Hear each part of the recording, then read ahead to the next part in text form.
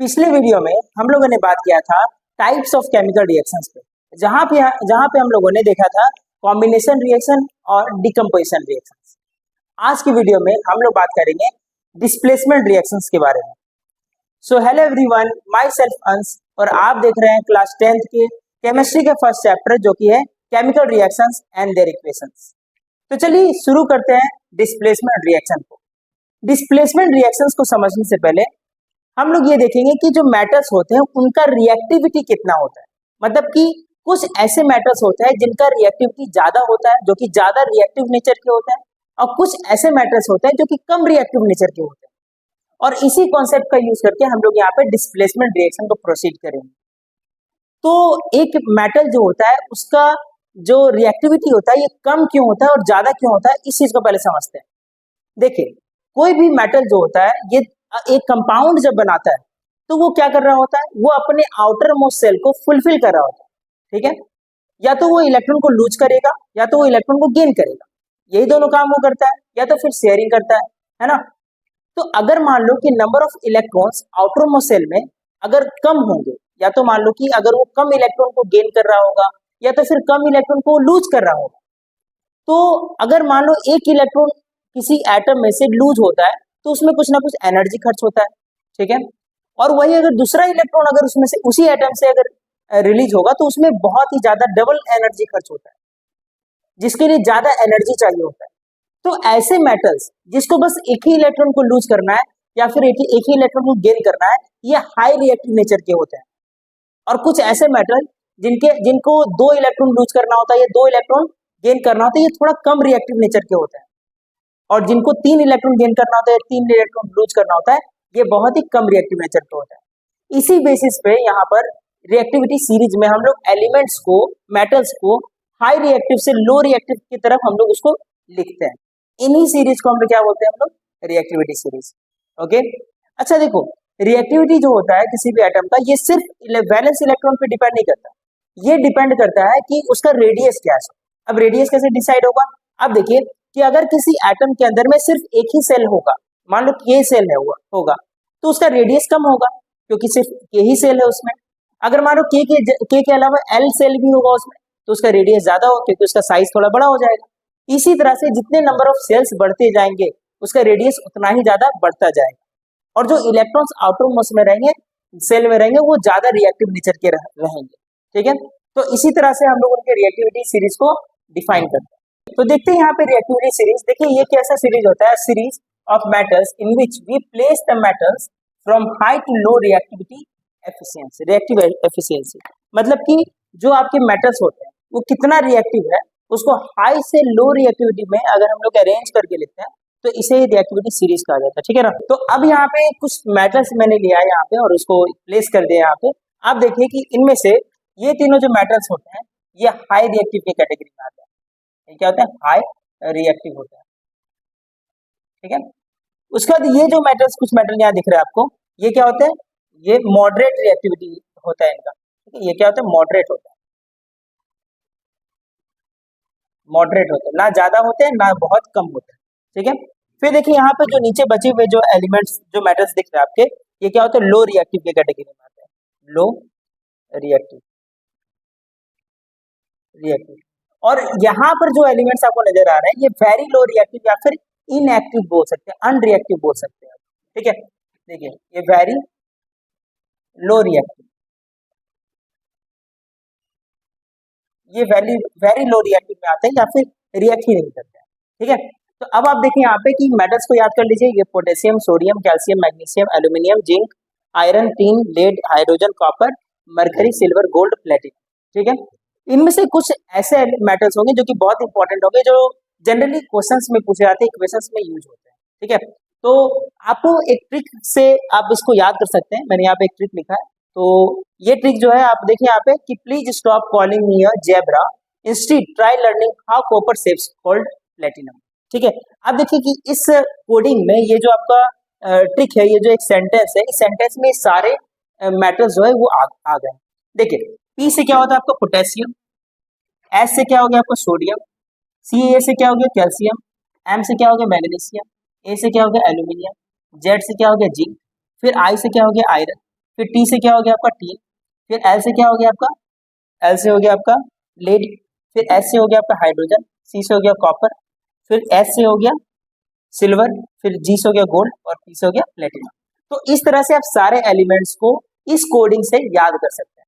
ठीक है, please stop calling me A zebra, instead try learning how copper saves gold.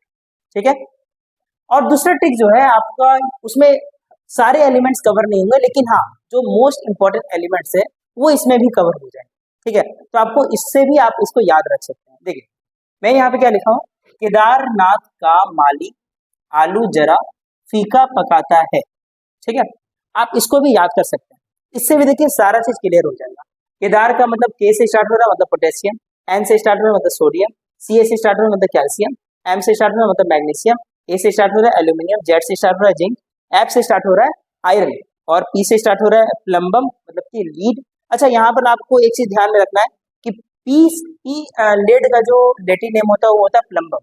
ठीक है, इसलिए यहाँ पर पी बी उसी से इसका सिंबल आया। ठीक है, तो प्लम्बम, फिर उसके बाद हाइड्रोजन। ये बहुत ही इंपॉर्टेंट चीज है, आपको याद रखना है कि हाइड्रोजन जो है वो कॉपर से ज्यादा रिएक्टिव होता है। ठीक है, बाकी के मेटल्स भी कॉपर से ज्यादा रिएक्टिव होते हैं, ये चीज आपको याद रखना।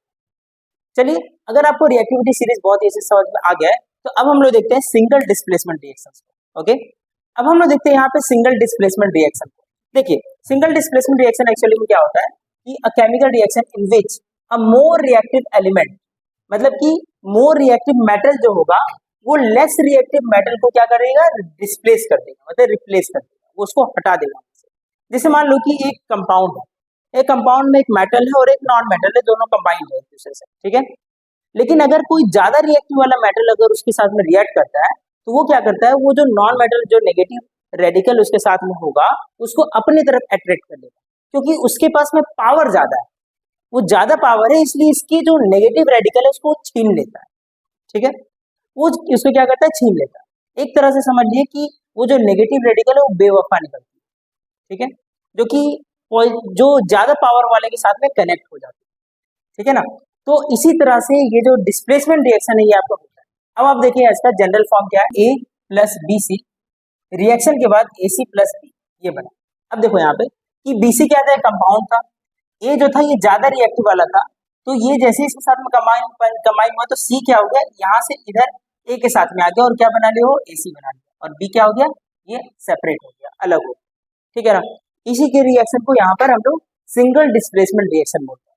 ठीक है, कुछ एग्जांपल्स के थ्रू इसको समझते हैं। देखिए सबसे पहले देखिए यहाँ पे एग्जांपल में क्या क्या है आपका कि आयरन और कॉपर सल्फेट, जब हम लोग आयरन को कॉपर सल्फेट के साथ रिएक्ट करवाते हैं तो FeSO4 और Cu बनता है। अब देखिए यहाँ पे कि जो कॉपर सल्फेट होता है ये जनरली ब्लू कलर का होता है, ये जनरली क्या होता है, ब्लू कलर का होता है। लेकिन जैसे ये आयरन इसके साथ रिएक्ट करता है तो देखो आयरन जो होता है ये ज्यादा रिएक्टिव होता है, अपने रिएक्टिविटी सीरीज में पढ़ा था कि ये ज्यादा रिएक्टिव होता है। तो ये क्या करेगा, यहाँ से जो कॉपर है इसको डिस्प्लेस कर देगा और खुद उससे कंबाइन होकर क्या बना लेगा, FeSO4 मतलब फेरस सल्फेट बना लेगा। ठीक है, ये क्या आपका फेरस सल्फेट है। और ये जो फेरस सल्फेट होता है इसका कलर जो होता है ये ग्रीन कलर का होता है, ये क्या होता है आपका, ग्रीन कलर का। तो जब ये रिएक्शन होगा तो उस रिएक्शन में जो सॉल्यूशन आपका होने वाला है, जो एक्वस सॉल्यूशन वहां रहेगा वो धीरे धीरे ग्रीन कलर में कन्वर्ट हो जाएगा ब्लू से। ठीक है, आपने देखिए यहाँ पर जो FeSO4 होगा ये एक्चुअली में एक्वस सॉल्यूशन होगा। ठीक है, और यहाँ पर भी जो बनेगा ये भी क्या होगा, एक्वस सॉल्यूशन होगा।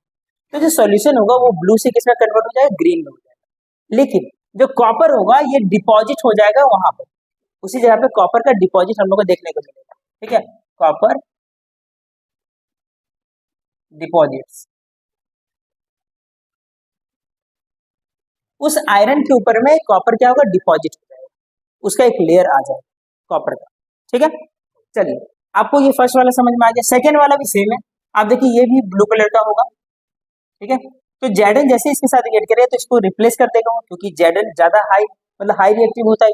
ठीक है, कॉपर से, तो ये क्या बना लेगा, ZnSO4 बना लेगा, जो कि कलर में क्या होता है, कलरलेस होता है। ये क्या होता है आपका, कलरलेस होता है, मतलब कि जो ब्लू कलर होगा वो धीरे धीरे करके वैनिश हो जाएगा, खत्म हो जाएगा, वो कलरलेस बन जाएगा जो सॉल्यूशन होगा उसमें। ठीक है, और यहाँ पर भी कॉपर क्या होगा, डिपॉजिट हो जाएगा, ये डिपॉजिट हो जाएगा। ठीक है, जो जिंक होगा इसी के ऊपर में कॉपर का एक लेयर जो होगा ये चढ़ जाएगा। ठीक है। अब देखिए हम लोग है ना यहाँ पे प्लेटिंग वगैरह करने के लिए भी, कॉपर प्लेटिंग करने के लिए भी यूज करते हैं इसको। जैसे मान लीजिए आप आयरन की नेल को, आयरन नेल या फिर कोई भी आयरन के थिंग्स को अगर आप कॉपर सल्फेट के सॉल्यूशन में डिप कर देते हैं, धीरे धीरे आप देखेंगे कि कॉपर का लेयर जो है उस आयरन के ऊपर में आ गया, चढ़ गया। ठीक है। और आयरन जो है वो इसके साथ में सल्फेट के साथ में क्या बना लिया, आयरन मतलब कि फेरस सल्फेट बना लिया। ठीक है। अब देखिए थर्ड रिएक्शन, ये बहुत ही इंपॉर्टेंट रिएक्शन है, आप यहाँ पर लिख दीजिए important, very very important, very very important. ठीक है। इसमें देखिए जो आपका फेरिक सल्फेट है, ये क्या आपका फेरिक ऑक्साइड, ये फेरिक ऑक्साइड है। जब ये एल्यूमिनियम के साथ रिएक्ट करता है तब देखो यहाँ पे एल्यूमिनियम ऑक्साइड बनता है और साथ साथ में आयरन जो होता है ये मोल्टेन स्टेट में अलग हो जाता है, मोल्टेन स्टेट। और ये जो रिएक्शन होता है, इस रिएक्शन को हम लोग बोलते हैं थर्माइट रिएक्शन। ये क्या होता है आपका, थर्माइट रिएक्शन, ये आपका थर्माइट रिएक्शन होता है। ये चीज आपको याद रखना है, इसको हम लोग बोलते हैं थर्माइट रिएक्शन। ठीक है।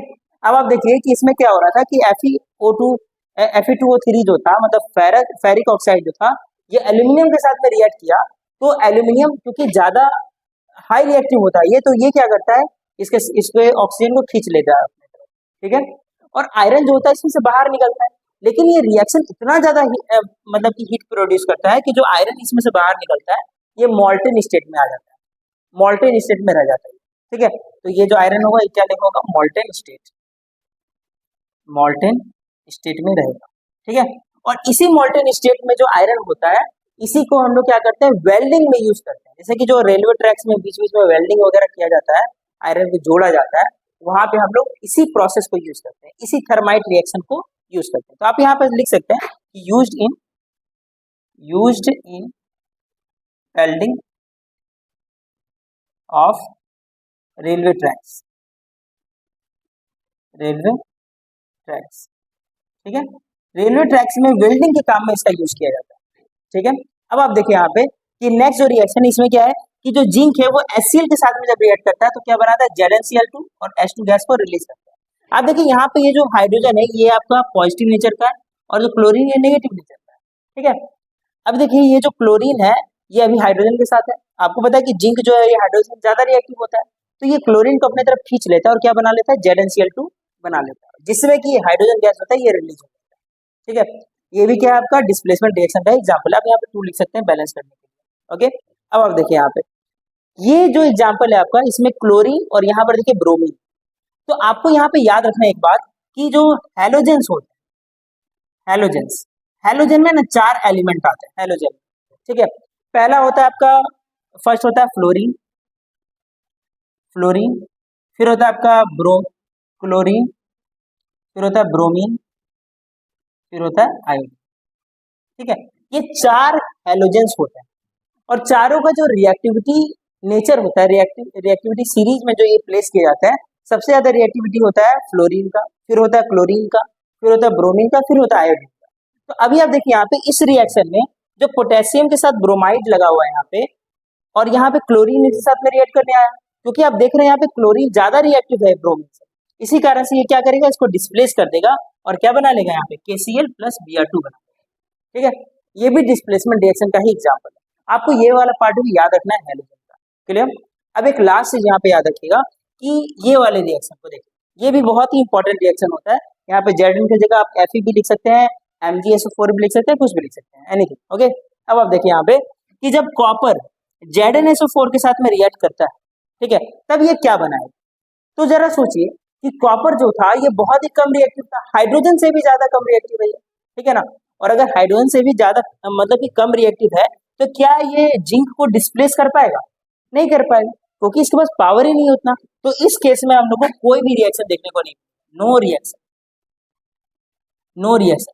उसी तरह से कभी भी अगर आप मान लीजिए कि यहाँ देखिए कि अगर कॉपर को अगर आप H2SO4 के साथ भी रिएक्ट कराएंगे तो भी ये रिएक्शन नहीं होगा, क्योंकि देखिए H2 जो है ये भी हाइड्रोजन से कॉपर से ज्यादा रिएक्टिव होता है, और ये ज्यादा रिएक्टिव होता है तो वो तो डिस्प्लेस होने देगा नहीं उसको, है ना। तो इसी कारण से यहाँ पर कोई भी रिएक्शन देखने को नहीं मिलेगा। आई होप आपको सिंगल डिस्प्लेसमेंट रिएक्शन का पूरा कॉन्सेप्ट समझ में आ गया होगा। आपको ये सारा बात याद रखना है कि किसमें कलर वगैरह चेंज हो रहा है, किसमें डिपोजिशन हो रहा है, किसमें हीट रिलीज हो रहा है, कहाँ पर किसको यूज कहाँ पे किया जाता है, कहाँ पे मोल्टेन स्टेट में आयरन रिलीज हो रहा है, ठीक है ना। ये सारे रिएक्शंस को याद रखना, आपको इसके कलर वगैरह को याद रखना, ये सब एग्जाम्स में पूछे जाते हैं। चलिए इस वीडियो में इतना था, जिसमें हम लोगों ने सिंगल डिस्प्लेसमेंट रिएक्शंस को देखा। नेक्स्ट वीडियो में हम लोग बात करेंगे डबल डिस्प्लेसमेंट रिएक्शन की, और साथ साथ में प्रेसिपिटेशन रिएक्शन भी देखेंगे। तो मिलते हैं हम लोग नेक्स्ट वीडियो में, तब तक के लिए थैंक यू।